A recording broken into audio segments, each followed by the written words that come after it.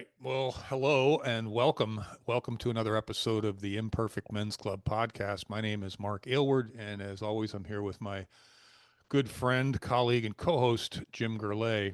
And another interesting pregame, Jim, where we were both kind of had the similar thoughts floating around in our heads. I don't know. That's fascinating to me how consistent we are with that. But we were able to attach the topic for today directly to our wheel and the five categories of life.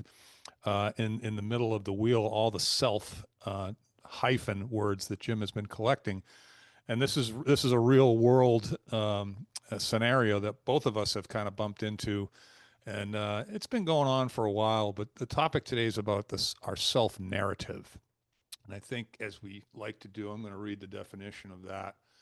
Um, and then we can take it from there and share bits and pieces of our stories. We're not interested in judging or criticizing anybody in specific. It's just the concept of, you're either responsible for your own happiness or you seek to blame others for it. A self narrative is an individual's personal story of their life, encompassing their experiences, beliefs, and sense of self. It's the story a person tells themselves about who they are, where they came from, and where they're going. This narrative is not just a recounting of facts, but also includes interpretations, meanings, and emotional responses to life events. Yeah, it's very interesting, Jim, that all of this stuff is like, what do we have control over and what do we not have control over? And you and I have talked for years about topics that are directly impacted by what is your self narrative but I'm interested. I don't know how much you want to share this. You bumped into this topic because of an encounter or a relationship or the evolution of something, and maybe you want to share a little bit of that or whatever context you have. Yeah, Mark, they say the context is always goes back to our wheel and the wheel of these five areas of our life: profession, money, others, people, interactions with others, the world, and so on. And in the center is self. And as you mentioned, there's many selves, but it starts with self-awareness. So recently, I've been more self-aware of narratives because we all have one, and I appreciate, like always, that you read the definition because it reminds you of the true meaning of it. And it really it's life lived, right? Life experiences lived, Mm-hmm. and that's your lens. That's how you view the world. And at times it's hard to understand other people's self narrative because it could be so different. I think this we've talked about the time, the place, at the moment. I think in our country, there's clearly been conflict from one group to the other, and there's an opinion. So I always try to think of the other person's, like, what could they have experienced that makes them see me differently, or why do I see them that way because of their experiences? And yeah, recently I experienced something that it's something to do with business, but it was just so unnecessary, and it was so it was against the lack of transparency. And then of course when you don't have transparency, then trust is questioned, and when you don't have trust, it's hard to have a relationship going forward. And you just never know, like, what could have happened, or what did I do that may have made them believe that I'm not trustworthy or something. And then you find out it's often just a box you get put into because of a certain way you sound or look. And we do it from both sides. So I appreciate what you're saying. It's not we're making a judgment of one group over the other. But I think we both have experienced situations recently where it's contentious. There's something going on in the air that unless you're aware of it, you're going to be it's going to affect your life, or even worse, you're not going to know. And there's this friction. There's just things don't work out. Things don't make You know, I think sense. Yeah. I think there's a significant portion of the population to whom we have given agency to the word victim. Mhm. We've there's enough people that think that being a victim is okay, which to me is absurd. It doesn't Mhm. accomplish anything. And like, if you want to find somebody that's in a more difficult set of circumstances than you are, just look to your left and look to your right. And I've Mhm. never bumped up against a challenge in my life where I thought who else can I blame for this? It was just Hmm. never, and I think that was my circumstances, to your point, my environment, my lived experience, but it was also the set of values that were established by my parents, and then Hmm. the values that they established with me that I continued to agree with, Hmm. which was most of them. But I took little detours along the way, and then my environments and my experiences and the people I was associating with started to have more of an impact on them. But I would like to think that my core values are very similar to what they were when I was 12 or 20 or 15 Hmm. or 30. You know, Yeah, um, well, this is the self narrative, and fortunately, I've had enough close enough relationships where somebody just came out and said it. I'm with you, Mark. I think anytime you have a victimhood mentality, you have given your power to somebody else. mhm. That's to me is the weakest thing you can do. That's if you become a victim at that point, you're not responsible for anything. You've given your power to them. So I don't understand that mentality in general. But it seems to be a popular narrative in Well, especially yeah, we've talked about this before in the last 30, 40 years, whereas Americans, and I think this starts in our educational system from K through 12 and clearly into the college professors or what's been going on, that America, it's white privilege or it's a certain group, and those have become the villains of everything. And I'm sure I would anybody would agree colonialism did happen, but not everybody was bad. And you can see that there is a group of people that have this self narrative that anything that is white and anything is male is bad. And I'm not suggesting that white males haven't done bad things, but it's clear that it's kind of unfair, especially to young men that had nothing to do with that, to be put into yeah. that box. I think that the guys that are our age, I mean, you're either comfortable with your situation or you're not. I don't think this noise from the far left is. I mean, it bothers me, but I still have fun talking to you about it. I mean, we make jokes Yeah, about but it all the but I time. don't again, I don't want to make it a far left or a far right political conversation. I think it's a narrative that's going on where you're in it whether you think so or not, and I just don't think it's healthy. But on the other hand, let's talk about privilege because it's not a word I care for, but you I think it's important to understand other people's perspective, and if they have been disadvantaged, you could understand why maybe they don't trust the system if they've never been in a position where they let's just say they weren't in a position that gave them the same opportunities. So I understand both sides. I just think at a certain point, if we keep saying that, then we'll never.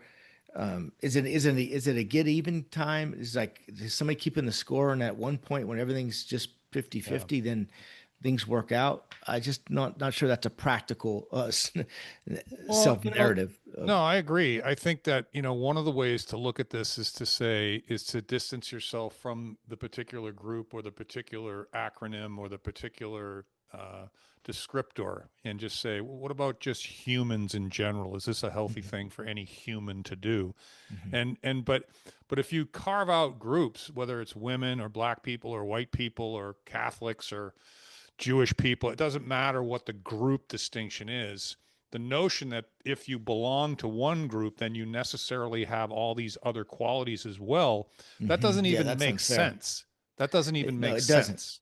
Yeah, and I think that's what's going on, which is completely unfair. So, why you're saying that, because you mentioned the different categories, I put on the screen. It's just let's go through these because this is a description of what they mean, and it's the first time I've taken the time to understand this. Yeah, But yeah, I'll what read it. does that say? It starts with the term unearned advantage, but it's talking about the word privilege. Mhm. So privilege is not something earned through hard work or talent. It's an advantage that is bestowed upon an individual simply because they belong to a particular group. Mhm. So yeah, I mean, we could And share then that. it has three examples. Yeah, so there's White privilege, male privilege, and class privilege. And I'll just read yeah, their brief. White privilege, yeah. Let's listen. white people often experience advantages in areas like education, employment, and the justice system due to their race. Well, do you want me to read the other two, or do you want to take them Yeah, one by no, one? let's break these down because I think this is a healthy conversation, right? So we can use ourselves in these situations Totally. or we can use others. But Yeah. to your earlier point, Mark, just because you're white doesn't mean you have all these advantages. You know what, There's Jim? you And it's both funny and kind of annoying, I know, suppose, that I get well, to let's have I, some fun too. I You're get right. to bring my ex-wife into these conversations. Oh, But that's always I that walked always into brings some I some walked into the smiley justice faces. system, Yeah, and I was treated like a piece of trash. And you know why I believe that to be the case? yeah, Because I was a white male.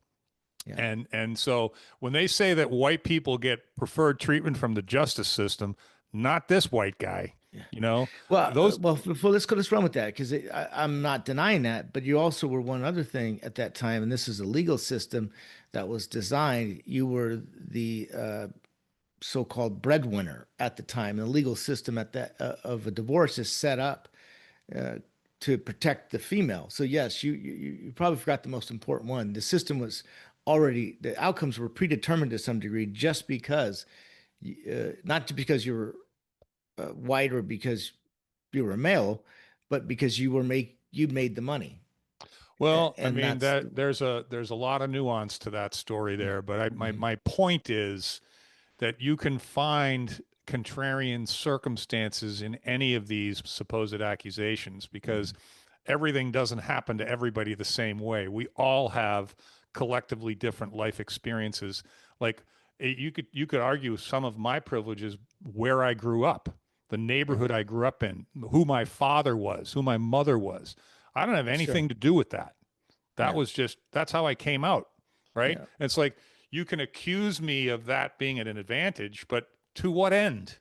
What Uh, good does that do for you if you're Here's the been one my accusing me? experience when we talk about let's just talk about Caucasian, white, whatever you want to call it. I think it's kind of stupid, but if you're tall, if you're versus short, if you're, skinny versus fat, if you're attractive versus ugly, you're going to have some privileges. That's just the way it is. And in fact, I will make it, I'll go as far as saying that may even override being white if you're attractive and that. So that alone, again, I think this just being white gives you some privileges. Sure, in the general population, but I would say at least in my life experiences, as far as the self narrative, you have some advantages of not being white right now.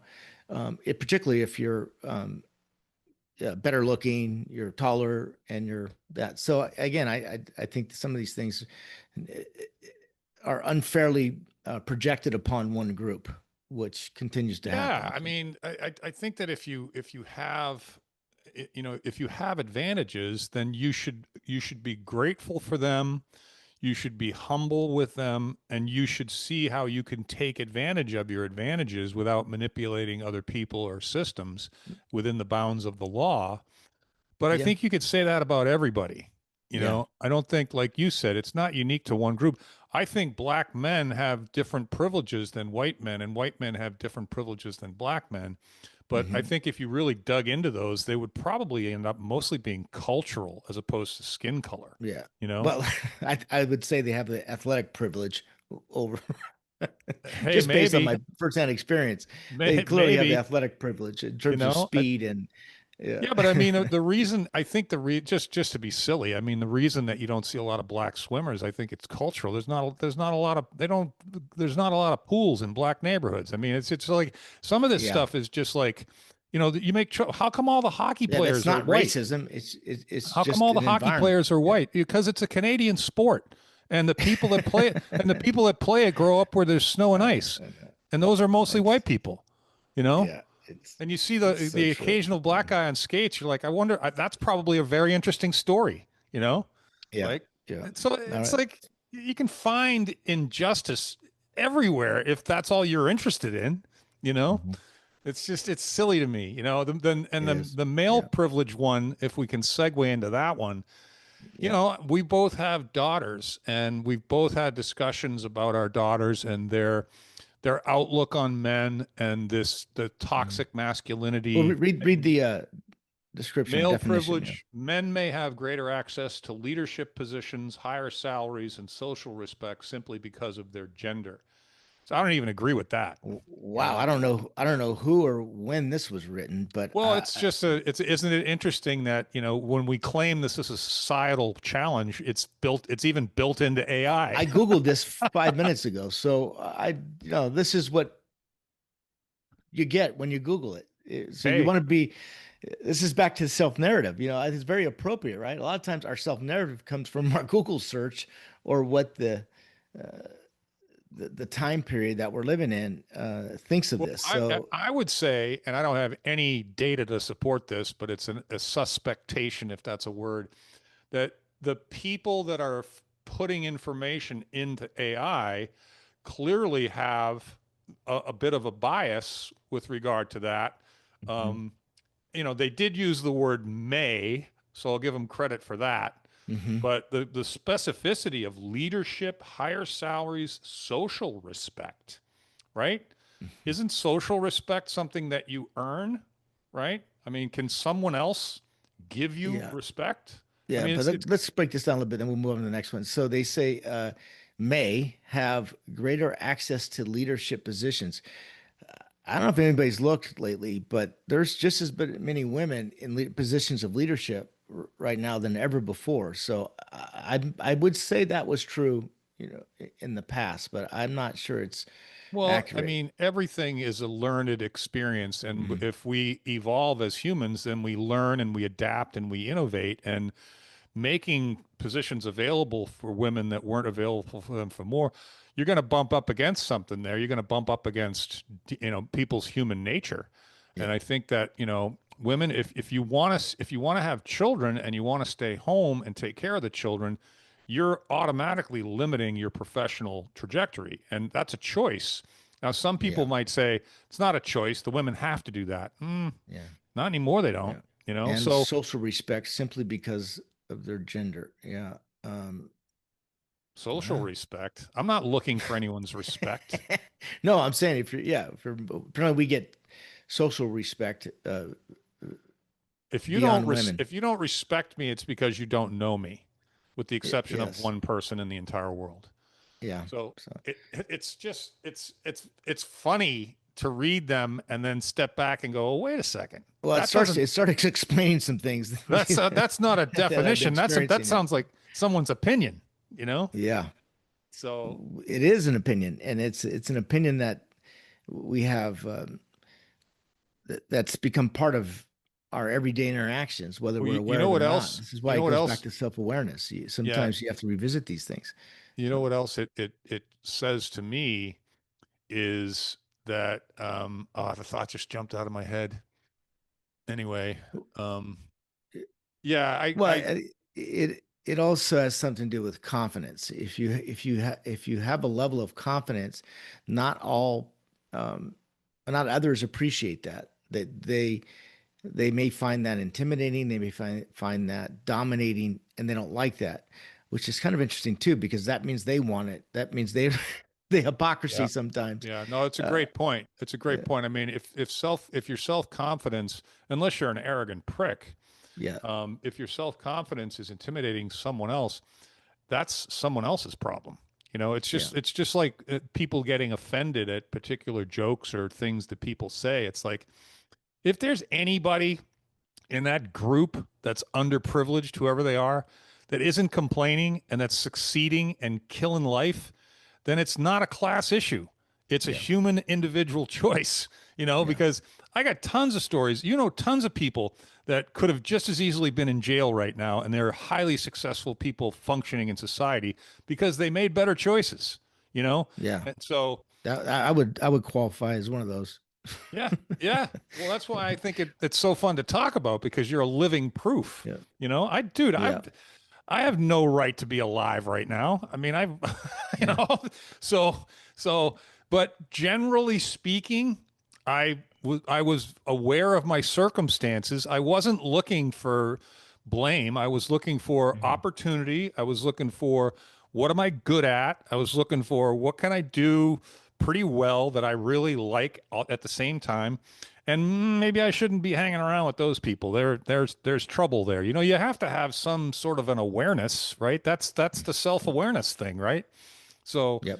Yep. if you don't have self-awareness, you're going to make bad choices. And if you make bad choices, now you're an applicant for the victimhood thing. You know, Yeah. you Always seem signed to come up. back to self-awareness. So, all right, Yeah. what's the next one? The last one, the third one, is about class privilege. Individuals from wealthier backgrounds may have access to better education, healthcare, and social networks, regardless of their individual abilities. Yeah, I mean, that's true, you know, but at the same time, dude, you know, I went to Notre Dame. There were a lot of privileged kids at Notre Dame, a lot of kids from wealthy families. And again, I don't have the data, but I saw just as many of them that were completely fucked up because of that as just as many of those that I had, you know, kids that went on to be successful because they rode the coattails of their parents or their father or their mother. So that's a blessing and a Yeah, I would curse. agree with that. That's been my experience, especially with my kids' friends. Not all of them, just because they grew up in a good area, did that well. In fact, you could say I'm just kind of scanning the his core group of friends. Some have done quite well, and many have not. And that was had to do with drugs, right? Whether they were partying too much or they got drugged up too early, prescription drugs Hmm. that messes them up later. Yeah. There's also a high level of competition and shame if they don't succeed to Hmm. a certain level. Hmm. Hmm. There's a lot going on there. It doesn't just mean, like you said, just because you're from a good area doesn't guarantee you success. Well, you know, another thought that strikes me is, and I said it kind of a little bit earlier, is that, okay, let's say that you have privilege as a result of something. Let's say Mhm. that we agree with that. Not that Yeah, I do. Um, so, so what? So what? Right? yeah, Like I can make I think all of us could make a list of the things that we feel maybe we're privileged with and the things that we're disadvantaged by. At the end of that exercise, what do you get? Maybe a better ability to make good choices, right? Like I can't do anything about this, but I have complete control over this. At some point, the self narrative becomes part of you. And maybe at some point, it never changes much after that. mhm. Um, I think I'm open Well, minded to change, but I probably at my core have been who I've been for some time now. That's an interesting mhm. thing to think about. Um, Yeah, this last what's on the screen says not about blame is also part of the DEI that I later found out that the DEI stands for diversity, equity, and inclusion. And the definition to some of um, equity is to level the playing field, meaning mhm. that there'll be a period where we have to tilt the playing field to give one group an advantage over the other so it balances itself out. And again, I'm not saying this in a critical way, but everybody had their own interpretation of what DEI means. But that was well um, discussed that it's not just about having a level playing field. We had to tilt the field for a period of time in order for it to become more equitable. And what's on the screen is I think pretty good description of what they're articulating what that means. So go ahead and read the last one, not about blame. Yeah, it's important to understand that recognizing privilege doesn't mean blaming individuals for the advantages they receive. It's about acknowledging these advantages and working towards a more equitable society. See, I don't even think an equitable society is a decent goal. You know, I think that they're Well, it's not a massive. practical goal. No, Who there are gets to define what that massive looks like, right? examples. I mean, we love the sports example. You know, there's nothing equitable about sports. Yeah, Nothing. yeah, If you're the best, you're the best. You get the privilege. Tom yeah. Brady gets all kinds of privileges because he's the best or was the Hmm. best. Hmm. You know, and but I can identify how he became the best. He worked his fucking ass off, you Yeah. know? So I don't know. I don't think there's no end goal to this circular discussion of who's got the advantages and who's got the And that's what disadvantages. makes it difficult because what does success look like? If you can't define the outcome of what success looks like, then you're going to have a hard time ever being able to achieve something and then feel good about what it looks like. You know, Or is this just a John, lifelong mission to be pissed off at the world yeah, until you it's a find choice. it It's a really is one. an Yeah, interesting dynamic, and you know, it's John. clearly a self narrative that I don't think any one person is going to change another person's way of thinking. um, it, it becomes part of who you are and your personality. And the Well, question again, I think, the only way to change someone's opinion on something is with a decided series of examples of how successful that particular strategy has been for others, and why wouldn't you be able to succeed in that regard too? But words won't do it. It takes time and it takes exercises. And John Wooden said something like, and I love John Wooden. He was such a spectacular example of a mentor. Is I think something like success is the ability to wake up or end the day knowing that you did your absolute best to be the best you could be. yeah, And I love that. I just love yeah, that because there's no outcome there. There's just at every moment of every day when your mind is free to think about whatever you want, and maybe there's six of those, maybe there's 600 of them during any given day. Am I trying my hardest here? Am I doing the best? Am I bringing my best to this conversation? Am I bringing my best to this podcast? Am I bringing my best to this article or this conversation with my kid? I mean, that's it. You know, if you're not doing your best, then I think the thing to do is go, well, why not? Am I yeah, being lazy? Am I distracted? Am I hurt? What, if there isn't a reason, then maybe the choice to make then is, okay, well, how can I do my best? Is it yeah, more attention? Is it more yeah. consistency? Is it more exercise, better food, better friends? It's like in one side of this discussion, people are giving, to your point, control of their entire life to someone else. And in the other side of this discussion, you're going, With an expectation, and an expectation that's not very well defined of what the outcome should be. there is no Um, defined outcome. It's really not even about the success of the outcome, is it? It's more about winning the argument and Interesting. in your favor. I mean, it's childish, is what it is. You know, You know, that's probably the best description. It's also not a logical conversation. It's an emotional conversation.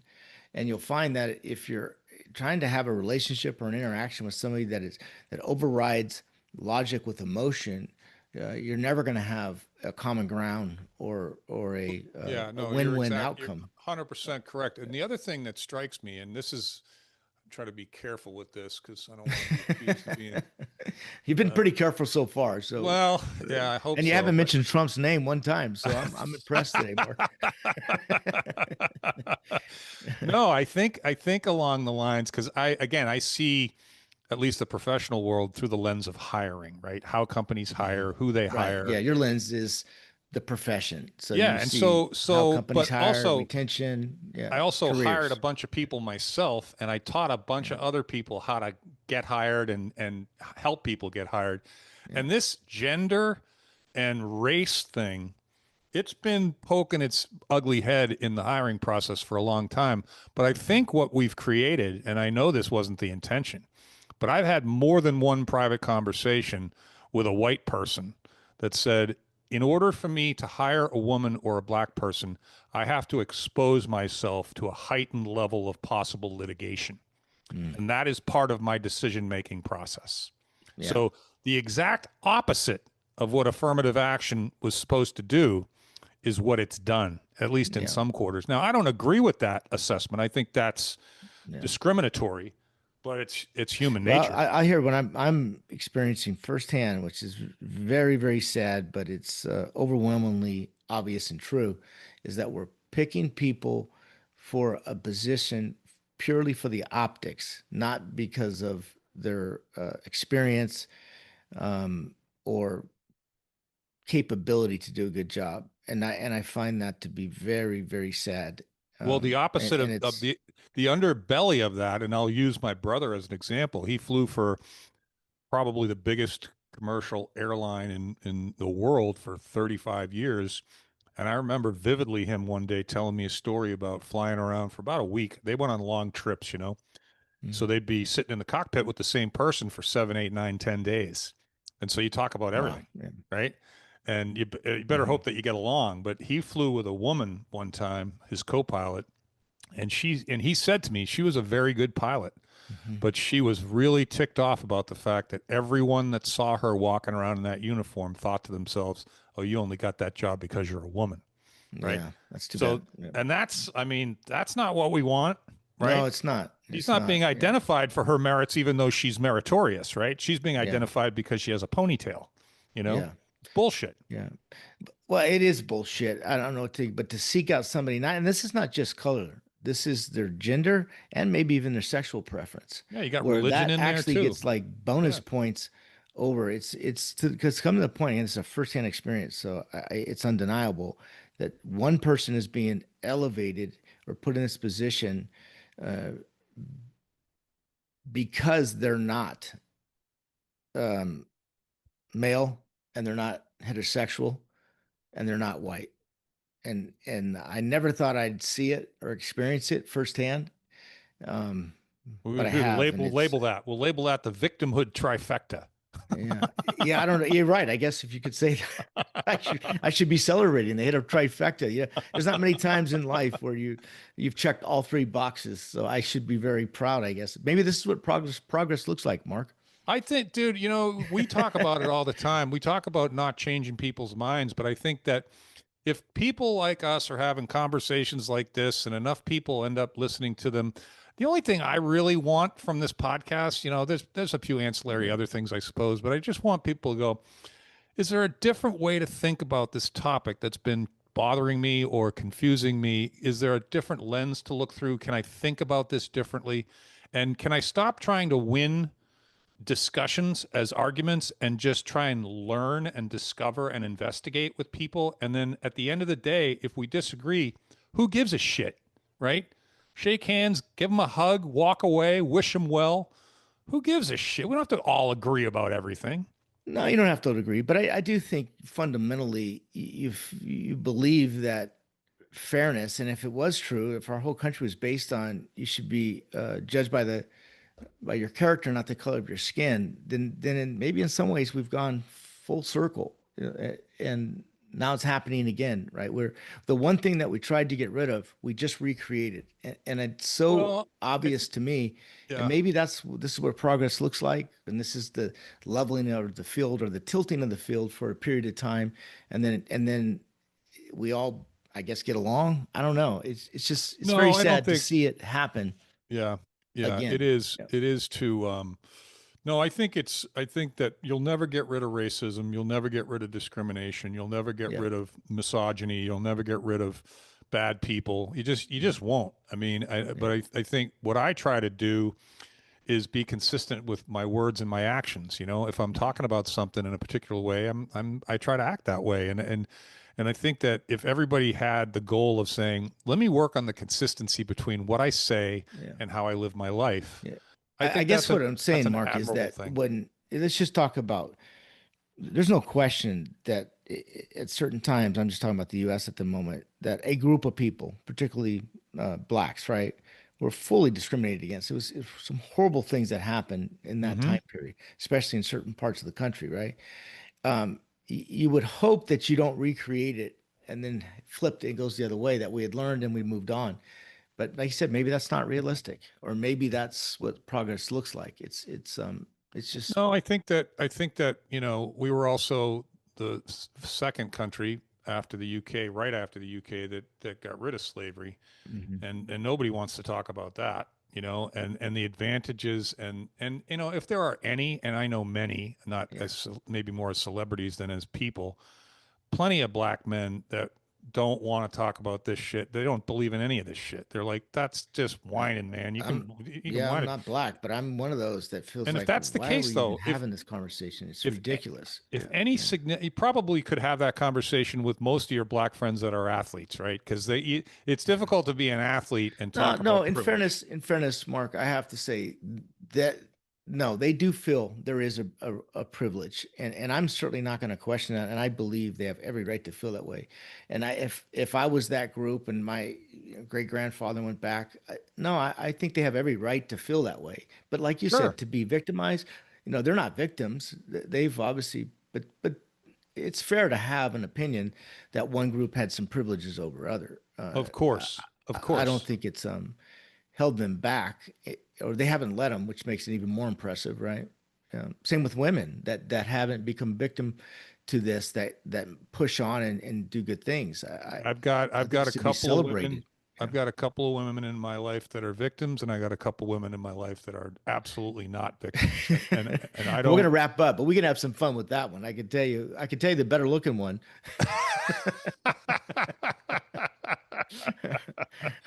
All right, let's wrap up before we get me I in can tell you the trouble. one that you'd want to hang around with more.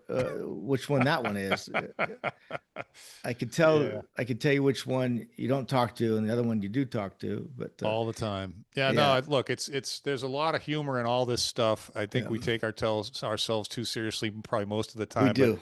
Good way to end I'm it. Yeah, I think controlling what you can and not worrying about what you can't is probably a healthy period to put yeah, on the end of this sentence. yeah. And we grow bitter or we grow better. That's It's a right. decision. That's So right. don't be frustrated. Be fascinated. That's Yeah, my. and life I can used to tell happen. that to my kids, and now I'm telling it to myself. Yeah, yeah, you have to. Well, life can happen to you or it can happen for you. Yeah, All kind of similar yeah, sentiments. But that was fun, Jim. yeah. I enjoyed it. All right.